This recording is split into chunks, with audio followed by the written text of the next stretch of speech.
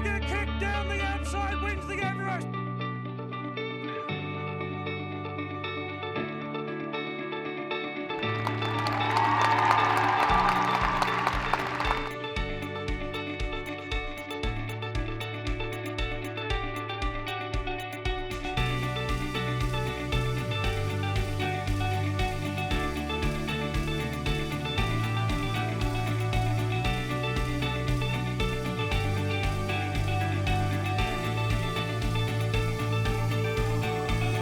Hello, I'm Caroline Searcy. Welcome to Australia's only thoroughbred rehoming program, Thoroughbreds Are Go. Coming up, we focus on a huge number of thoroughbreds at one of the world's great agricultural shows, the Sydney Royal Easter Show. And we catch up with the team at Racing SA, plus Arrowfield Studs' Strapper story. That's coming up soon on Thoroughbreds Are Go.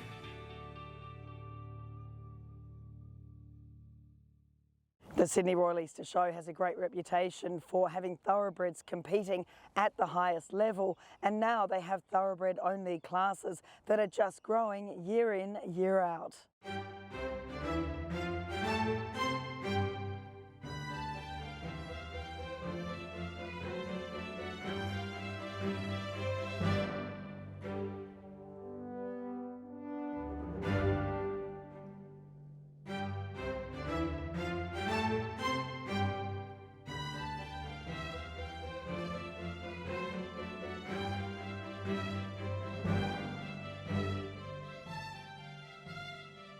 Angel of Truth is well clear, and Angel of Truth makes all in the Derby.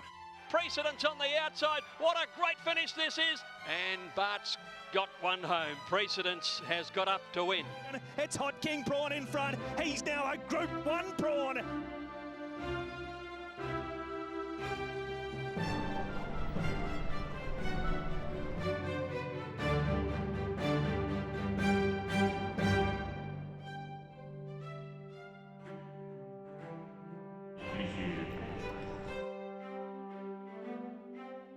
The handlers, the way they present themselves, they're a credit to the industry. And what we're showing out here today, the thoroughbred is on show and they are the best of the best, and they are to be congratulated. Thoroughbreds had a great history, long history with the RAS. We're 200 years old and they've been part of it for most of those 200 years. And the trophies we present here, the Arrowfields, the Widden, they've also got a long history with the Thoroughbred and the Royal Easter Show, so it's wonderful. And you yourself, you've been involved in showing horses and winning these trophies too? Yes, we've won the Widden Trophy 3 times, so we're very lucky. Once with the Farnworth colt, the old showground, then he went out to the English sale yards and he wore his ribbons and we sold him, and I'm pretty sure we got extra money because of that.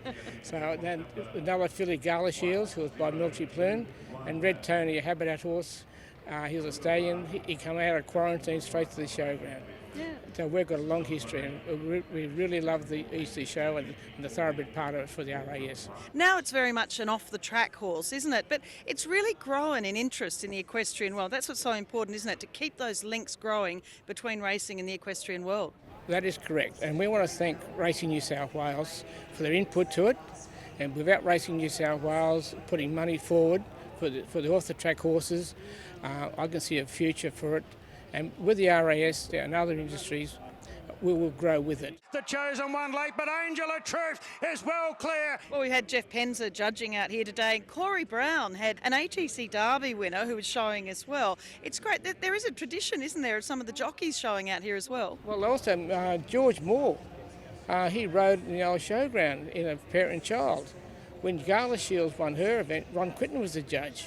And Ron Quinton used to go to Pony Club out of Gilgandra. So, no, it's very, there is, the jockeys, the trainers, Tommy Smith used to come and send his horses, Bart Cummings, Neville Begg was a great supporter of the Royal Easter Show, so it was wonderful. Bart bred Roman Emperor. Now he had a horse who was a winner of a class out here as well today. So it doesn't matter what the pedigrees are. If they're good types and they're well conformed and well presented, that's what it's all about. That's what it's all about. Plus our judges, Jeff Penza has done an outstanding judge. When he has show jumpers at home, so he competes in the show jumping ring, which a lot of people don't know about it. So, and Corey Brown being out here was wonderful because Corey's had a bit of unluck with his health and with the horse race falls, and it was good to see him leading a horse around here today. Excellent. Denise, it's been a fabulous day out here with so many thoroughbreds competing. I know that the RAS, the Horse Council, you've all done so much work to get these horses here every year. We have. We enjoy having these thoroughbreds on the ground. We try and not isolate them, but have them out here on their own because they're so spectacular to watch, especially when they're trotting across the top of the arena in all their finery, but they're just beautiful animals to watch. For someone that doesn't understand the show scene, so we've filmed led classes here today and ridden classes. What do the riders, the owners, the people that are actually preparing these horses, what do they have to do? There's so much detail to it, isn't there? There is a lot of detail.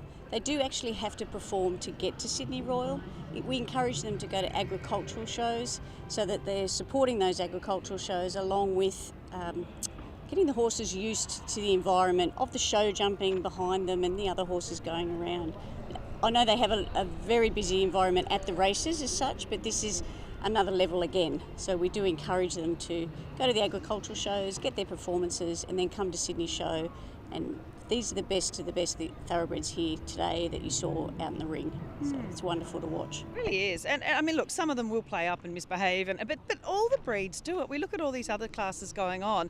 It's nothing out of the ordinary, but so many of them are so well behaved. Really well behaved. This is an enormous atmosphere out here. I don't think people in the grandstands probably don't appreciate how noisy it gets down here, and the wind can pick up and that can quite often give them a fright, and it is an enormous environment, but they do so incredibly well. We saw at the end of the day, sort of working backwards, of course, the prestigious Pope Trophy sponsored by Thoroughbred Breeders Australia, and we saw the winner Royal Blue by Top Echelon. Again, we're not talking about a massively commercial stallion, but for Christopher Laurie from South Australia. It was great to see, Precedence here as well for Fiona McIntyre, such a popular horse in Victoria and really around Australia.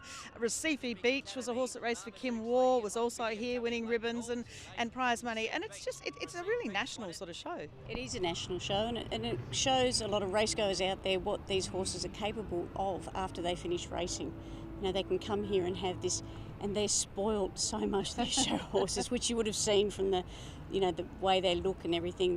They're just living the life afterwards in the show world. Looking at the way they're groomed, the way that they're either led or ridden, the tack, what the rider or the leader or the handler are wearing, what are the priorities for the judges? At this show here, it's the conformation and their manners and their paces. It's all about the horse. These classes are about the horse. Other events have fashions on the field and all those sort of events, but here it's about the horse. So the horse has to behave to the best of its ability given the atmosphere, but the judges are looking at the conformation, manners and paces of the horse. Are they looking in terms of, what would, say for the mares classes in particular, what might produce a good thoroughbred to race? So in other words, sort of a well-conformed, everything in the right place as a racehorse, or does a bit of the show scene sort of creep into it about a pretty horse? The show scene does creep into it, obviously, because that's what showing is about, is to have that full picture of the good conformation, good manners and paces, but also the looks and the presence. You would have noticed the winner, you look at him because he's just, he's got pride in himself and he stands up there proud and you look at him. So it is about the look as well and how they go about their job, or their new job, so to speak. And Jeff Penza, he's a great jockey, of course we know in New South Wales, and he does brilliant show jumping. We see him with his wife Michelle do some great things. But what would he have been looking for? Because it's all new when you judge these shows coming from the racing world. It is new. I can't answer that. You'll have to ask Jeff what he was looking for. Everyone's individual. And at the end of the day, if the judge walks out of here and he's happy, that's what it's about, because that's their job. They've got to pick the one that they like. And that's for every breed that's out here. It's about, will you take that home, and would you take that horse home and feed it yourself? It is. It's so subjective. It is very subjective, and it is very based on personal opinions. And people get upset because their horse may not have won, but at the end of the day, it's that person's opinion, and there's a lot of people out there that judge.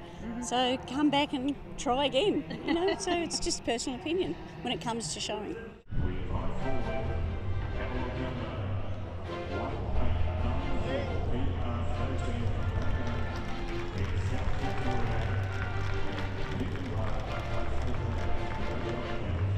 longest crane trophy, of course, for fillies and mares over 15 hands. We saw different stallions: Murtagil, Bianconi, Dane Shadow. You know, the winner was Touch the Clouds by an American sire in War Chant for Alexia Fraser. You know, it's quite fascinating seeing Zazoo, congrats. We saw a Nom de Jeu winning a class earlier in the day, New Zealand sire. It is quite fascinating that the different sorts of pedigrees that create these horses that excel in the show ring. It is. Many years ago there was another very popular sire in the showing world. I can't remember off the top of my head, but you would see a lot of that size progeny in the show ring.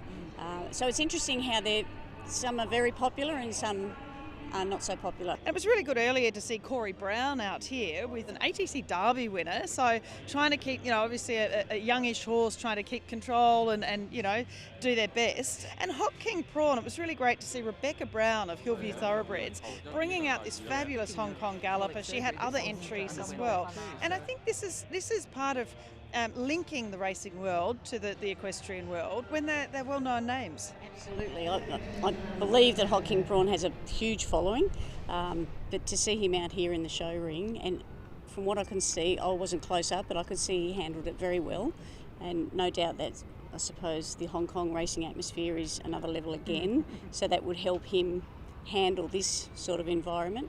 But it's great to see all those horses come out here because there's a story behind every horse, you know, not just the ones that win all these races. You're trying to grow these classes. What are the plans? You know, have you seen the progression? I mean, obviously COVID interfered with it a bit, but the progression of the interest in people competing in these show classes and then wanting to come to the Sydney Royal Easter Show.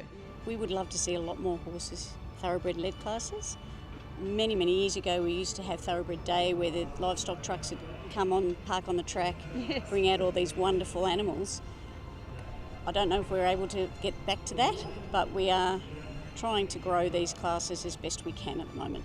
I hope they get back like they were in the old days, and I think in the future they will. Once now COVID's over and there's more events outside the Easter show coming on and more people are grabbing the thoroughbreds, so it's excellent.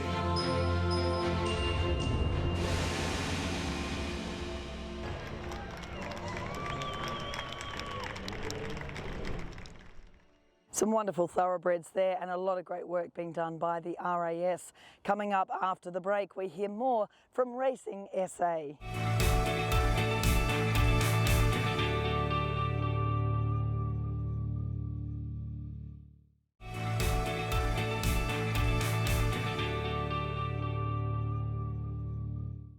As we know, every racing jurisdiction in Australia have their own thoroughbred welfare programs. We thought we'd touch base again with Racing SA to see what they've achieved in the past 12 months.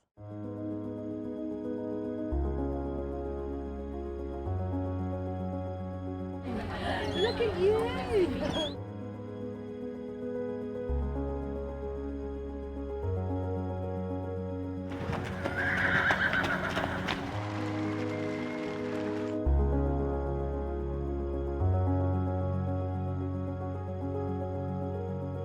John, a big part of what we do with Thoroughbreds to Go is try and obviously join the links between the racing industry and the equestrian world. And the Racing SA sponsorship of the class here at the Adelaide Equestrian Festival, it's such an important thing, isn't it, for both sides of the equation?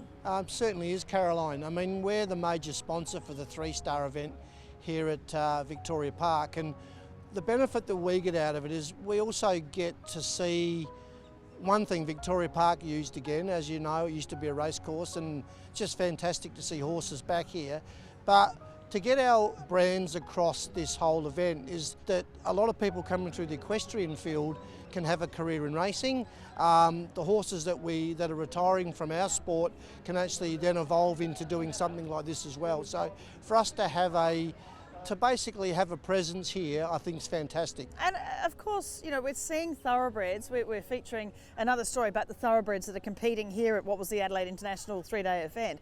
It is so important, I guess, for owners from the racing world to get out here and see. It's just as exciting as winning a race when you see a horse that you've been involved with competing out at this sort of event. You're exactly right. I mean, this is high level equestrian.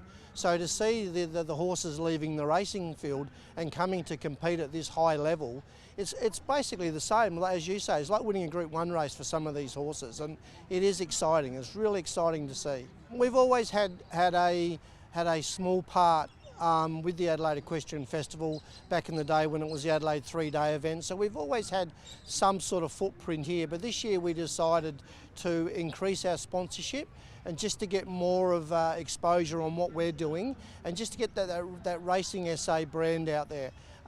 Because all horse sports should work more closely together, because at the end of the day it's beneficial for everyone, because there's all different types of people that are involved in both sports, and the horse lover loves everything, don't they? You know, the equestrian, the racing as well. It all mingles in. It's a marvellous achievement for Bob to be still looking after Jack, aka Iron Law, which was his racing name. That's just to see people in our industry still looking after their horses long after they've retired.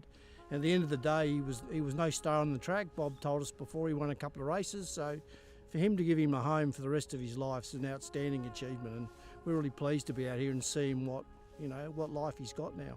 There's a serious side, obviously, in terms of, we talk about racing social licence and really fostering that understanding that the racing industry cares about its horses. I mean, you've been involved in this for quite some time now, but it is also a really serious message to get out there. It certainly is. I mean, for a good racing industry to move on into the next group of racing participants and also racing lovers, you need to see that your welfare initiatives are working, because at the end of the day, the horse, well, he is the star of the show, isn't he?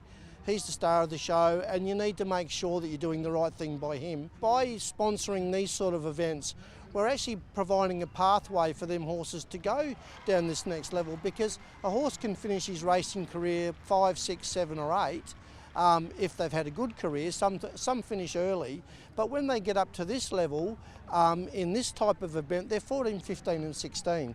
So they have a wonderful career, and it's fantastic to see, and we're really pleased to be a part of it. And we obviously, in the last few years, we've seen your fabulous ambassador Claire Lindop, of course a former champion jockey, doing wonderful stuff in educating young jockeys and being, again creating that awareness. But as far as people taking on thoroughbreds, we've also looked at the packs that you give out to really encourage people, just that first port of call, so that they have some training ideas and aims when they actually take on a thoroughbred. Explain a bit about that. Well, what we do with what we call our retirement assistance pack is any horse leaving the industry in this state, they're all entitled to the pack that we provide. So we've got some really great partners that we work with now.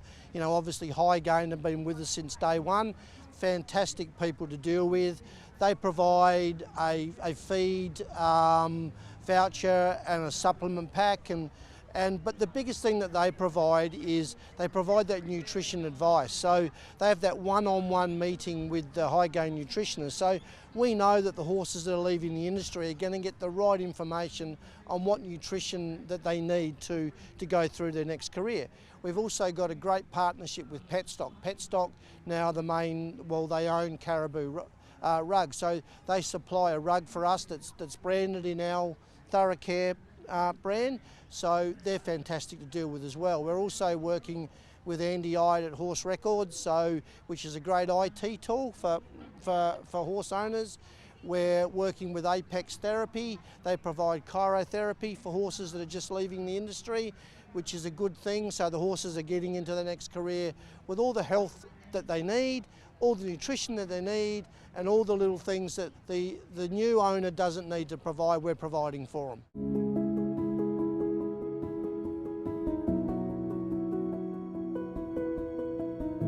Sponsorship is just such a growing thing, particularly with thoroughbreds and thoroughbred classes. We are making it a really big point that we want to support thoroughbreds in as many disciplines as possible. There's so many different avenues for them to go down. You can find them at events like this, or they make wonderful show horses. We're seeing a lot even go into camp drafting and stockman's challenges and things like that, just because they're such a versatile mount.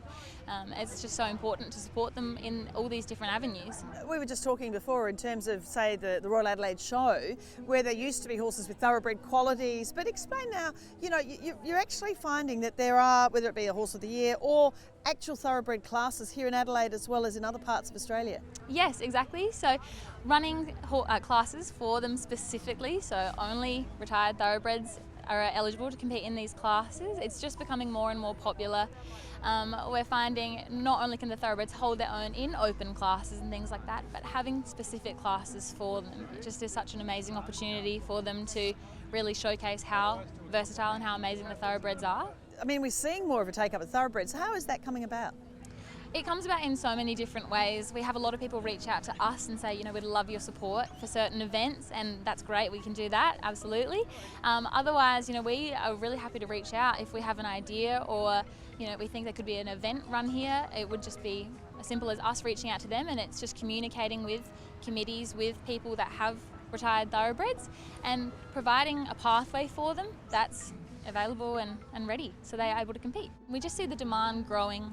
A lot of people are starting to realise how versatile and how different these horses are. It is as simple as communicating with the committees, communicating with people that have retired thoroughbreds, and seeing what they're looking for and what they're after and what we can do to encourage bigger attendance in these classes, and just to keep growing the sport in each discipline, creating more pathways for the horses. And there's nothing better, is there, as a racing owner, to see your horse out competing. We're here at the Adelaide Equestrian Festival, and to see so many people that would have touched these horses somewhere through their lives in the racing industry. This is just wonderful to see them out looking so good. Absolutely. We hear so many stories of owners just following the horses throughout their next careers once they retire from racing.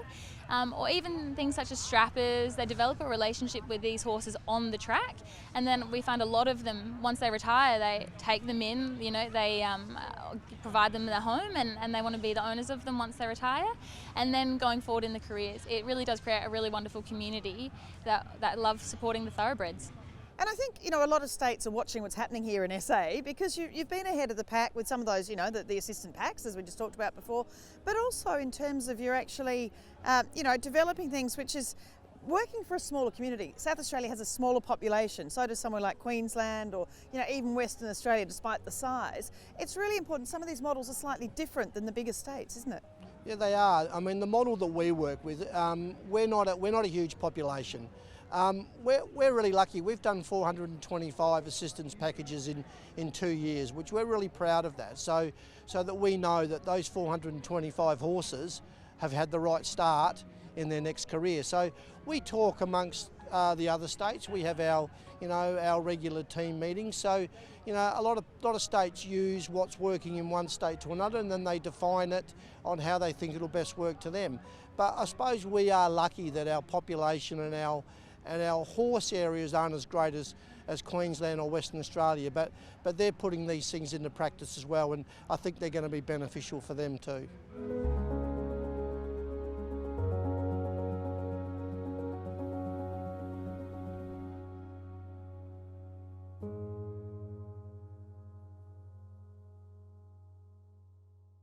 South Australia punching above their weight when it comes to thoroughbred welfare. Coming up after the break, Arrowfield Studs, Strapper Stories.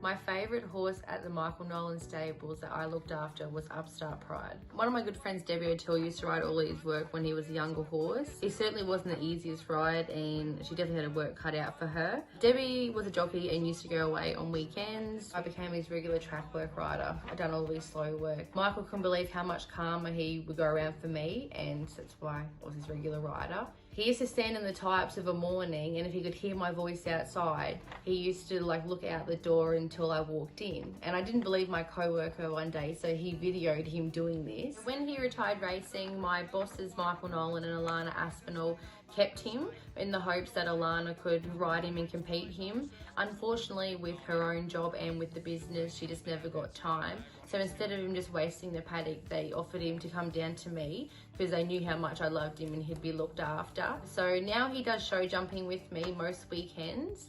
He loves show jumping, he gets very excited. I've actually got 2 of his other full brothers. So it originally started with his older brother, Tycoon's Pride, and he's been my best horse to date. We still have him, he won't ever go anywhere. He does show jumping, he helps teach people to show jump. He's just an all-round horse. So through the Michael's Nolan stage, his younger brother came through who was also a foal, and I wanted the three of them, so I ended up putting my name down for Ruler's Pride when he finished as well. The trainer rang me when he finished, and he came to live his life with me as well. So I've got the three brothers, full brothers, and they all live their life happy. I love the off-the-track thoroughbreds and taking them away from the racing and finding them homes, because I love how they're bringing out all these incentives, which is making it really rewarding with all the work that you do with them away from racing. Because I ride them track work as well, it's just even more rewarding, because I love giving them a good start away from there with their new lives.